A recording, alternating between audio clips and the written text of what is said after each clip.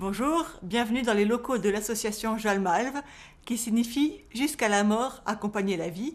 Nous sommes au Faubourg National à Strasbourg. Vous êtes au 4e étage, dans le local où nous accueillons les personnes en deuil. Vivre un deuil, c'est vivre une souffrance. Faire un travail de deuil, c'est dépasser cette souffrance. C'est vivre différemment parce que plus rien ne sera plus comme avant.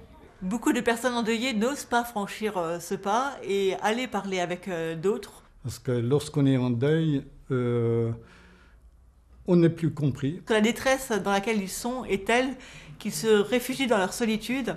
Seulement ce qu'ils n'imaginent pas, c'est qu'ils peuvent s'en sortir et retrouver la joie de vivre. La première activité de l'association, c'est accompagner les personnes en fin de vie, en institution et à domicile. Et la deuxième activité, c'est donc l'accompagnement des personnes en deuil, enfants, ados, adultes. Pour les personnes en deuil, c'est vraiment retrouver goût à la vie et voir qu'il y a encore autre chose après la perte d'un être cher. Actuellement, on est à peu près 60 bénévoles qui vont sur le terrain. Donc 6 qui font que le deuil.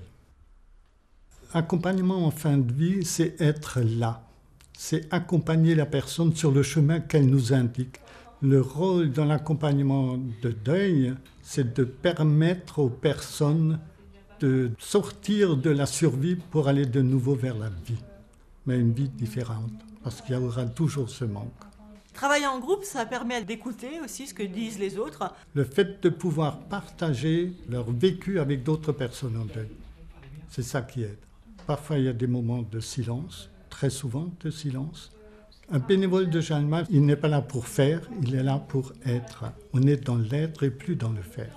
De nombreux enfants aujourd'hui sont confrontés au deuil par des parents dans la détresse sociale ou psychologique.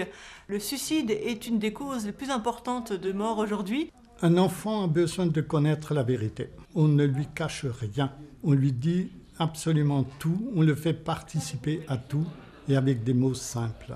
Mais il n'y a pas de mesure pour la souffrance, ni pour la colère d'ailleurs. On a donc un outil, on a des poupées russes. Donc il peut choisir une grande poupée s'il souffre beaucoup et une petite poupée si c'est vraiment peu. Le train de la vie, on l'a créé à l'époque parce qu'un enfant a besoin de savoir où il est et où il va. Donc on embarque dans le train, donc c'est les bagages, qu'est-ce qu'on va faire, etc. Et il y a une station qui s'appelle les adieux. Et les adieux, c'est les funérailles. C'est le même circuit que font les adultes, mais avec d'autres mots. En fin de compte, nous, les animateurs, on est pour peu de choses. Nous, on fait véhiculer la parole, on fait respecter le cadre et les règles, et on interpelle, c'est vrai, mais le travail, c'est les personnes elles-mêmes qui font ce travail, c'est pas nous. Le chèque Pira que nous allons recevoir sert à financer la sortie de 2 jours avec les enfants pour faire le bilan. Donc, parce que pour les enfants, tout est gratuit, comme toutes les rencontres. Pour la personne en deuil, ce qui est important, c'est vraiment de savoir qu'il y a une nouvelle vie qui s'ouvre et qui va recommencer.